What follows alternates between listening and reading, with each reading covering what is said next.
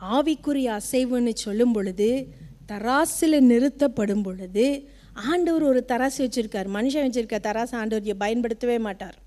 தராசில் நிறுத்தப்படும் பொழுது அவரோடு கூட நெருங்கிய தொடர்பில் இருக்கிறவர்கள், அவரோடு கூட ஒரு உறவில் இருக்கிறவர்கள், அவருடைய கண்களில் கர்த்தருடைய கட்டளைகளுக்கு கீழ்ப்படிந்தவனாய் தெரிந்தவன் மாத்திரம்தான் அந்த தராசில் தப்ப முடியும். இல்லைன்னா தப்பவே முடியாது. எத்தனையோ ராஜாக்கள் தப்பலை. அப்படித்தான் இந்த காலத்தில், இந்த வருஷத்தில் நடக்க போகுது.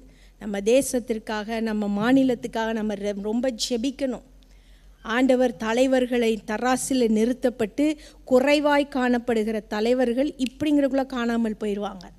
அது நம்முடைய கண்களுக்கு ஆச்சரியமாகவும் இருக்கும், திகிலூட்டுகிறதாயும் இருக்கும்.